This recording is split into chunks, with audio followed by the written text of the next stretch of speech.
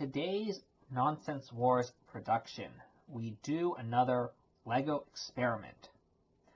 All two-axle train cars in the 9-volt era had the same wheel spacing, 6 studs between wheel sets or 9 studs between axles. I always considered this the right geometry, but LEGO decided to change it up in the RC era. 7898 featured cars with 8 studs between the wheel sets or 11 studs between axles. Long wheelbase rolling stock has continued to make an appearance since then, poking at the question, how long is too long? Why do these pose a problem at all? Plenty of long wheelbase two-axle cars exist around the world, even if not really in North America. The issue, as usual, lies with LEGO Track.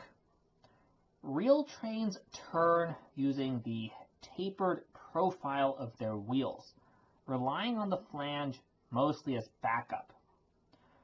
Due to the tight curves, LEGO trains turn exclusively with the flange, generating a ton of friction in the process. This gets worse as wheelbases get longer and the wheels run into the rails rather than along them. How bad is too bad? At some length, the wheelbase won't even sit on the track, but before that, it won't pass through particular geometries. We saw one such configuration, the same-handed switch directly after a curve, in a previous video. Both my T1 and the 10277 Crocodile had trouble with that setup. In this experiment, the wheelbase becomes too long when it fails to navigate this geometry. Now, I realize that we could consider a lot more variables than wheelbase length. For example, the speed and weight of the car. We decided to keep these constant, focusing only on axle spacing and starting with 6 studs between wheel sets or 9 studs between wheels. We performed each run at notch 2, pushing the test car with a buffer car in front of the C16, a small engine that might someday get its own video. Obviously, what I considered the correct wheel spacing worked fine. So did 10 and 11 studs, a little to our surprise. We bumped the spacing up to 12, 13, 14, 15, and even 16 studs. The longer lengths generated considerable friction and even started picking the switchblade, but not enough to actually derail.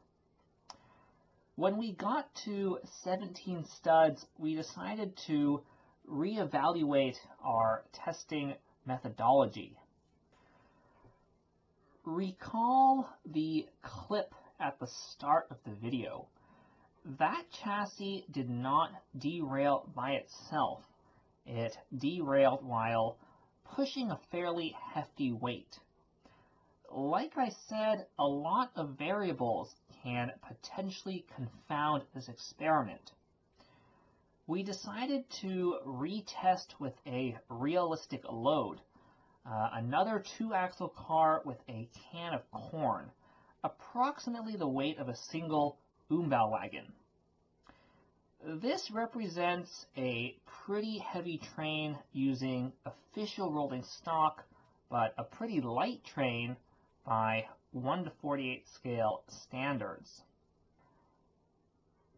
Of course, 17 studs between axles did not work then. In fact, with the weight, only spacings of 9 and 10 passed. Even an axle spacing of 11, implemented in many actual sets, fails. Why don't official LEGO trains derail more often? Said wheel configuration even shows up with the tested track configuration in 60198, but among other things, that entire train probably weighs less than our single can of corn. Let's look at another complicating factor. In the T1 video, the 10277 Crocodile only derailed at low speed, even while pushing a set-sized train.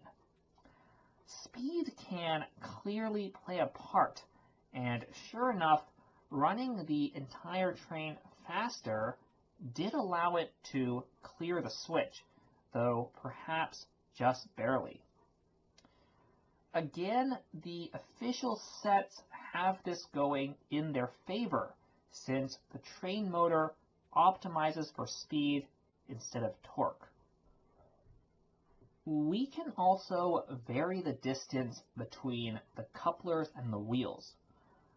For example, 60198 has 2 cars with 11 studs between axles, but 1 with 2 studs between the wheel sets and the buffer beams.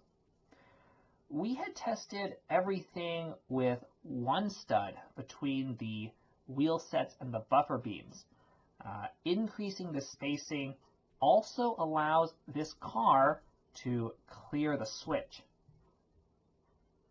This works because the overhang creates a lever that helps turn the car, but only when pushed by another one turning in the same direction. Unfortunately, long overhangs also perform poorly in zigzags when they turn in the opposite directions.